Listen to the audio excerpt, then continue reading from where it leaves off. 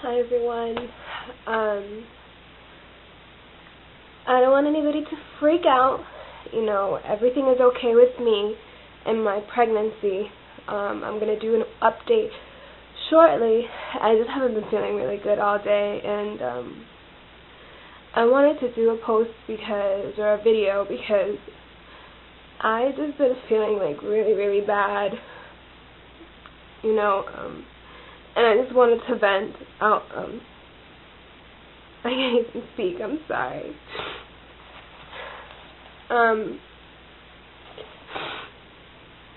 Today I had my appointment, and, everything went well with me, and I go outside, and I'm waiting for the receptionist to schedule all my appointments and all of that other good stuff, and there was this girl that was waiting on the side, on the desk, whatever, and she was like no more than 17 years old, 18, and she just had this look on her face, and I recognized that look.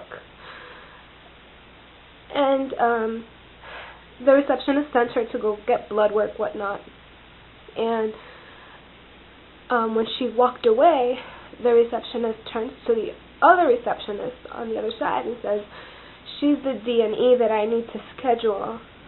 It's so sad." And the other receptionist says, "Oh, really?" And she's like, "Yeah, it's 2 of them." And she started using like other abbreviations, like I don't know, medical terms, whatnot, that I didn't really understand, but because what I went through, like I know what a D&E is, and I knew she was talking about twins and whatnot, and I just felt like a rock was just like fell into my stomach, it was just like I lost my breath, and I just turned around and I looked at Arturo, and he knew, he just kind of looked at me like, "It's okay, hon, it's okay," and my eyes just, watered up right away, and I started looking down, because I didn't want the receptionist to know that I knew what she had said, and the girl came back when she was done with her blood work, and I was still there. I'll explain why I was still there in my other video, but whatever, I was still there, waiting.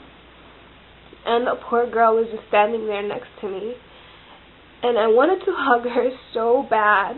She was standing there and her mom was there and whatnot. And I just wanted to hug her and tell her that everything was going to be okay,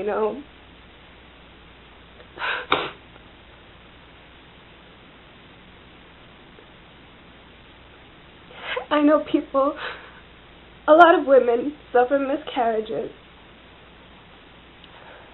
or the baby passes away in your belly and, you have nothing that you can do.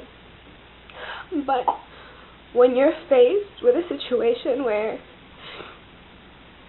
you have to terminate, it's just you have this feeling like you're doing something wrong,